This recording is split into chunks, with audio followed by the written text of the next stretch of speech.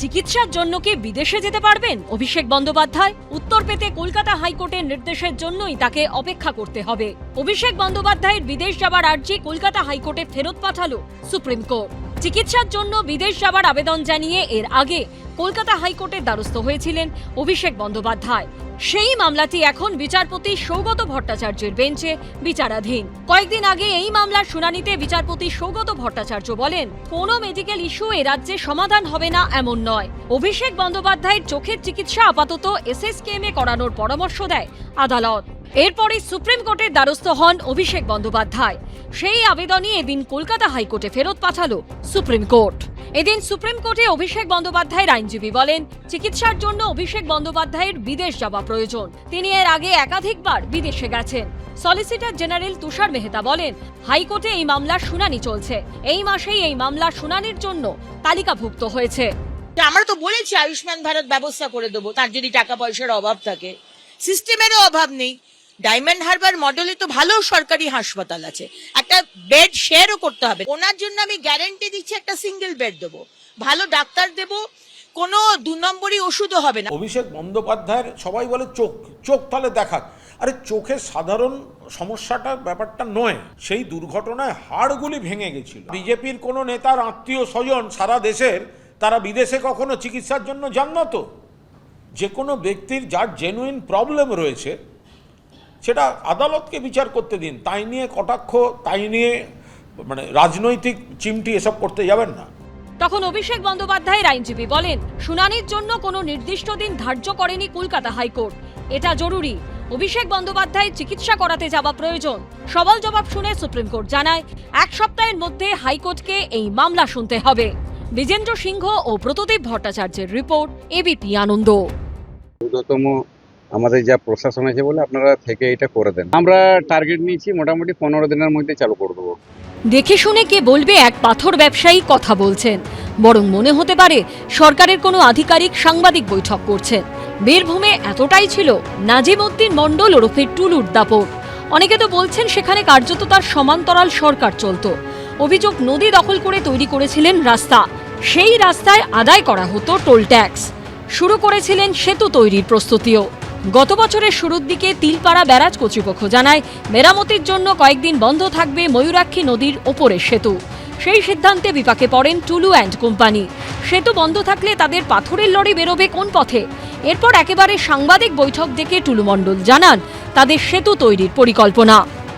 তিলপাড়া যে ব্রিজ, মানে এপ্রিল থেকে মনে হয় এই ব্রিজটা যান চলাচল বন্ধ আছে। তো আমরা যে দুর্গতিতে পড়ে গেছি, মানে একটা গাড়ি 2 দিন 3 দিনে টিপ হচ্ছে, গাড়ি ভাড়াদের 2000 টাকার 2500 টাকা খরচ হচ্ছে। আমাকে বলেছে এবং ঊর্ধ্বতম আমাদের যা প্রশাসন আছে বলে আপনারা থেকে এটা করে দেন। এবং কাজলকে বলেছে, যেহেতু কাজল সঙ্গে আছে, অনেক লোকাল লোকের 9 জন লোকাল লোকের জায়গা আছে, তাদেরকেও সঙ্গে নিয়ে এটা বানিয়ে দিয়েছে। এটা বানাইতে এস্টিমেট মোটামুটি 4 থেকে 5 কোটি টাকার মতন খরচ হবে। সেতু তৈরির আগে গাড়ি চলাচল অব্যাহত রাখতে নদীর ওপর হিউম পাইপ ফেলে তৈরি করে ফেলেন বিকল্প রাস্তা। সেই রাস্তারও উদ্বোধন করেন খোদ টুলু মণ্ডল। অনেকেই বলছেন টুলু মণ্ডল, এই যে নামটা, এই নামটাই হচ্ছে একেবারে শেষ কথা। টুলু মণ্ডল মানেই হচ্ছে এলাকায় সবকিছু, এবং টুলু মণ্ডল মানেই হচ্ছে এলাকায় সরকার। এবং এই যে জায়গায় আমরা দাঁড়িয়ে রয়েছি, যে জায়গায় হচ্ছে একটা বিকল্প রাস্তা তৈরি শুরু হয়ে গেছিল এরকম হিউম পাইপ বসিয়ে, এবং এই যে রাস্তা রয়েছে এই রাস্তা দিয়ে লরি পাস করানোর কাজও কিন্তু শুরু হয়েছিল। এটা মানে ব্যারেজটা খারাপ হওয়ার জন্য এটা রাস্তাটা তৈরি করেছিল। এই রাস্তা দিয়ে লরি বাস সবই যাতায়াত করতো।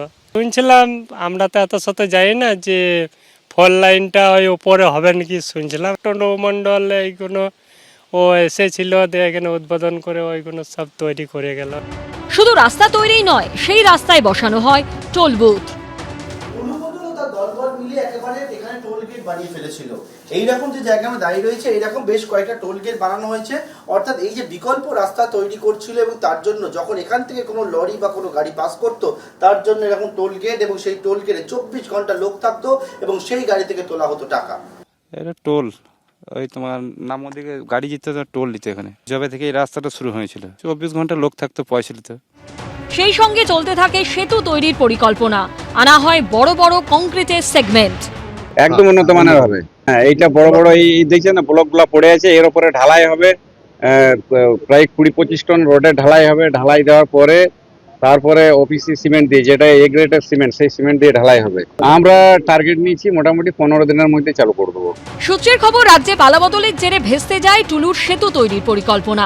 শুধু নকল ডিসিআর কেন, আমি তো শুনলাম একটা বিচ নাকি বানাবে ঠিক করেছিল, বিচ তৈরি করবে। আবার এটাও তো দেখতে পাওয়া যাচ্ছে যে চার্টার্ড মাফিয়ার যে চাকরটা, সে হচ্ছে একজন বোধহয় এগরার ঠিকাদার, তাকে বলছে বড্ড বেশি লাফালাফি করছেন। তাহলে এটাকে বুঝতে অসুবিধা হয় যে টুলু কার বরা ভয়ে কাদের বরা ভয়ে ছিল। এটার একটা জ্যামিতিক নকশা রয়েছে। টুলু মণ্ডল শুধুমাত্র টুলু মণ্ডল নয়, কোথাও তার নাম টুলু মণ্ডল, কোথাও তার নাম পুষ্পা, কোথাও তার নাম সুমিত রায়। টুলু মণ্ডল ব্যাপারে আমার কোনো ধারণাই নেই। বীরভূমের যারা নেতৃত্ব, সব দলের যারা বীরভূম থেকে উঠেছেন, প্রতিষ্ঠিত হয়েছেন, তারা এসব বলতে পারবেন যে একটা লোক এত বাড়ছে, তার কোনটা বৈধ কোনটা অবৈধ এইভাবে তো বলা সম্ভব না। আর আমাদের এর মধ্যে আমি রাজনীতির কিছু, যদি অবৈধ কিছু থাকে ব্যবস্থা হবে। সম্পত্তি এবং সাম্রাজ্য সামনে আসার পর গা ঢাকা দিয়েছেন টুলু মণ্ডল। সরকার বদলের পর খুলে গেছে তিলপাড়া ব্যারাজ, আপাতত বন্ধ টুলুর রাস্তা। পার্থপ্রতিম ঘোষ, আশাবুল হোসেন ও দীপক ঘোষের রিপোর্ট, এবিপি আনন্দ। এবিপি আনন্দ, এগিয়ে থাকে, এগিয়ে রাখে।